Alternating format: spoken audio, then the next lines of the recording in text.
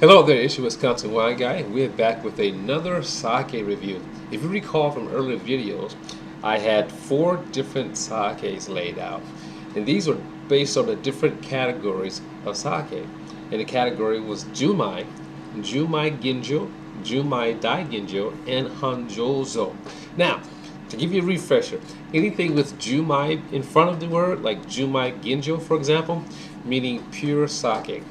Hanjozo, or if it just simply says Ginjo, would be sakes that would be fortified and have alcohol added to them. That's making it very simple.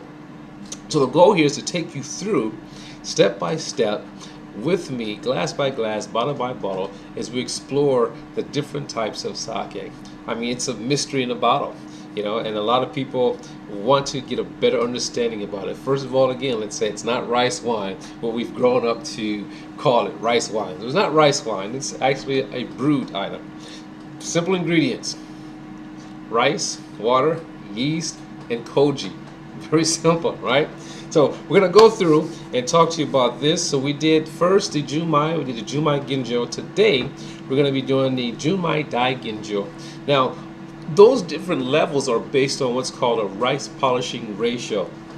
Now, I took some notes here so I can have it here for myself, but just to give you a quick run through, Junmai Daiginjo would be rice polishing ratio. What is it meant by that? Rice polishing ratio is how much of the rice, the outer layer, is left on the rice after milling, right? So 50% left on or less would be Junmai Daiginjo. 60% or less would be Ginjo.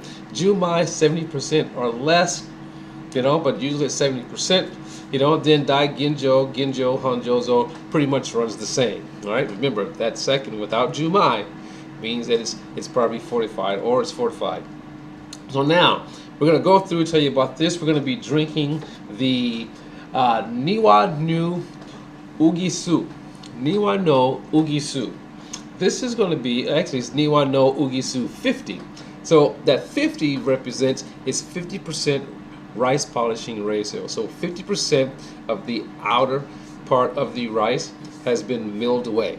And that gives you more of a again, dealing with the quality or purity of the rice itself when it goes through this process of being made. So this is coming in at 15% alcohol. I took some notes. It's coming in at 15% alcohol, 50% rice polishing ratio. I said sake meter value. Remember the sake meter value? Remember this here, this graph? Sake meter value is at +2. Remember, it starts at 0, the axis. The plus is going up, means how dry. Below, negative, is how sweet. And it's going to have an acidity of 1.5. Remember, the acidity and the sake meter value has a play into bringing that sweetness into balance. Most of the sakes can be a little bit sweet or completely dry, but that acidity brings it into balance. All right, so we're looking at a sake meter value of +2, okay, +2.0. So it's going to be right here. And then we have acidity of 1.5, so right here. So that puts us in the clean and dry category, right? So now let's give us a pour. I have 2 temperatures here. In my bottle, come my refrigerator, we are at 45 degrees. And I have on my warmer here, 69, 70 degrees. So I wanted to go room temperature here. So what I like to do is try the sake at 2 different temperatures and to give you my opinion, what I think about the sakes. Now I can probably go warmer with the sake to maybe about 105, 115 degrees. But I'm going to do a room temperature, as if it was just sitting in your room. So room temperature for some people can be anywhere between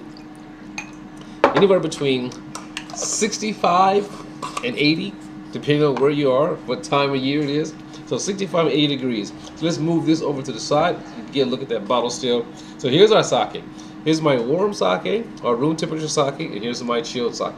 The color on both of these is pretty much clear. And there's like a tint to it, but very, very light. So it's pretty much clear.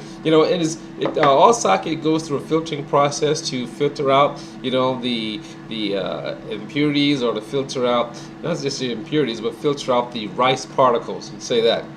So this is fairly clear. But if you find some sake that's, coarse filtered, that's okay. those sakes are usually called nigori, but that just adds a little bit more flavor to the sake. So let's get a nose. I mean, this whole process is just like wine. So my goal is to eliminate the intimidation. Now that nose here. Ooh, the funny thing about, interesting thing I should say about sake is how it emulates fruit, even though it's made from rice. So you get on the nose first with, fruits. I'm going to go with pear. Ooh, a little bit of apple. But then it rounds out with the background of the rice itself. Now for the room temperature, in this particular glass, it comes rice first and fruit nose in the middle. And there's a sort of floral note to it. Now, my goal when I try it warm is to see, is it going to remain balanced on my palate, or are you going to taste more alcohol on the sake versus chilled? So here we go. Now, just like wine, two-step process. I want to feel the acidity, want to feel how it balances out on my palate, it spreads across my palate. What the balance is going to be. Is it going to be too dry? Is it going to be too sweet? Too acidic?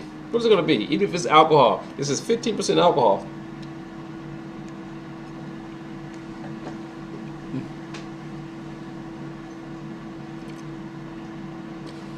Wow. Now, nice and cool, nice and chilled. Maybe if you had this on ice, sitting on ice and keeping it real chilled. It goes in very ripe and fruity tasting. Then you get, a subtle dryness, but nice acidity, very well balanced in the palate.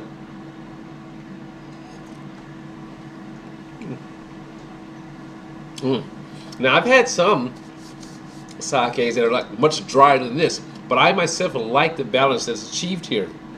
Now we're going to look at or taste the room temperature. See what's the difference.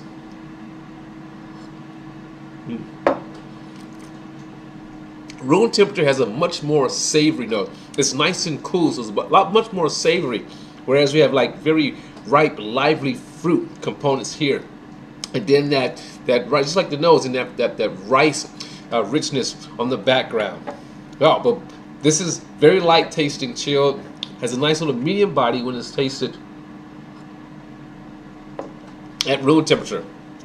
I mean, I myself, I like both of these. Later I'm going to try this warmer or even close to hot. But there you have it, the Niwa no Uguisu 50. Again, these are sakes that I pick up from Tipsy Sake. I'll have the link down below and more details about the rice and about the prefecture. What is prefecture? Prefecture is the same as wine region, okay? But they call it prefecture in Japan. So I'm going to sit here and enjoy this sake, maybe try to find some different food pairs to go with it. And I'll see you next time when I review the next sake, which will be Hanjozo. Kanpai!